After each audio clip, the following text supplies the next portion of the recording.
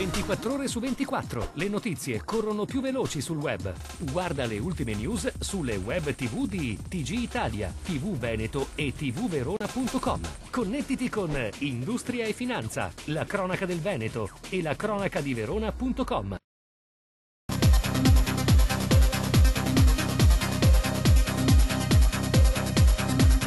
L'industria nazionale russa, un gigante produttivo e di know-how in settori all'avanguardia, si apre all'economia europea e nel vecchio continente cerca collaborazioni per lo sviluppo e lo scambio di tecnologie industriali, di ricerche e di rapporti imprenditoriali. Lo farà da Venezia, naturale e storico crocevia di economie, con l'apertura di uno specifico centro russo europeo, per la cui realizzazione è stato sottoscritto a Venezia un protocollo di collaborazione firmato da Alexei Aleshin, presidente del Consiglio di coordinamento per la collaborazione tra la Rostechnology e la Camera di Commercio e Industria della Federazione Russa, e dal presidente di Veneto Promozione Franco Masello, presente tra gli altri l'assessore alla internazionalizzazione dell'economia del Veneto Marino Finozzi, che ha portato il saluto del presidente Luca Zaia.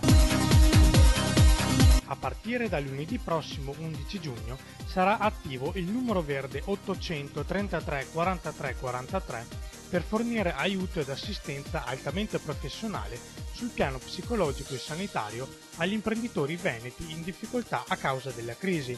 Il numero fa parte del progetto Inoltre la salute degli imprenditori, realizzato dall'ULSS 4 Alto Vicentino su incarico della Regione, che punta a gestire le gravi ripercussioni psicologiche legate alla crisi economica, gestendo la fase di emergenza nella quale si possono manifestare intenti suicidi e accompagnando chi chiederà aiuto nella rete di servizi territoriali che la sanità veneta mette a disposizione.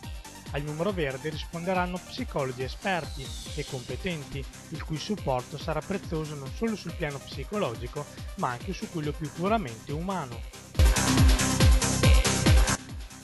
Maledizione sì, ma anche che la giustizia a volte funziona.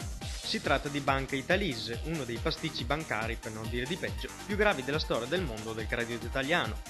L'altro ieri l'ex amministratore delegato del Banco Popolare e vicepresidente di Italise, Fabio Innocenti, ha saputo che dovrà affrontare il processo nell'ambito dell'inchiesta sui derivati tossici dell'istituto di leasing.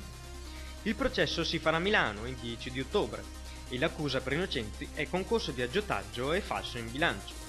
Secondo il GIP Fabrizio D'Arcangelo, Innocenti non poteva, nella sua veste con gli elementi, le capacità e l'esperienza, non sapere che i derivati messi in circolo da Italise erano speculativi, pericolosi e avrebbero intossicato lo stesso istituto, portando ad un disastro economico senza precedenti. Un uomo con un curriculum come Innocenti e il suo ruolo al vertice delle due banche era ben conscio di quanto stava accadendo. Questo non significa che Innocenti sia colpevole, ma dovrà dimostrare la sua estraneità in aula di tribunale. La Giunta Veneta sta per completare il processo di aggiornamento del Piano Territoriale Regionale di Coordinamento, PTRC, adottato nel 2009, che assumerà anche valenza paesaggistica. È quindi un momento centrale per definire e dare nuovo significato al disegno territoriale del Veneto e in questa fase finale sono state previste 7 azioni con l'obiettivo del più ampio coinvolgimento dei soggetti pubblici e privati del territorio regionale. A darne comunicazione è stato il vicepresidente della Giunta regionale e assessore al territorio Marino Dordato, sottolineando che il Veneto sarà la prima regione in cui la pianificazione urbanistico-territoriale e quella paesaggistica confluiranno in un unico piano. Crisi economica uguale cassa integrazione, disoccupazione o contratti di solidarietà? Non proprio. A preoccupare sono i diritti violati dei lavoratori. Ad esprimersi in tal senso è il sindacato della CGIL di Padova, che pone l'accento sulla difficile situazione che ha travolto in particolar modo i settori della carta e della grafica, dove le aziende hanno deciso per una politica di restrizione dei consumi che va però ad incidere sulla prestazione lavorativa. Un po' come dire si fa di più con meno. La situazione è sostanzialmente una situazione di crisi come in molti settori manifatturiero e questo dimostra che è una crisi generale complessivamente su settori produttivi e investe anche un settore che, pur non essendo una punta fondamentale in termini di occupazione, rappresenta in termini di qualità una cosa di per sé interessante. E accompagnato a questo, la cosa che ci preoccupa è che le condizioni delle persone che rappresentiamo all'interno di quel mondo del lavoro sono ancora più pesanti, non solo determinate da crisi, ma da una certa impostazione che le imprese hanno nello sfruttamento di queste persone, nell'abbassamento dei diritti, sostanzialmente con una logica che se vuoi lavorare queste sono le condizioni.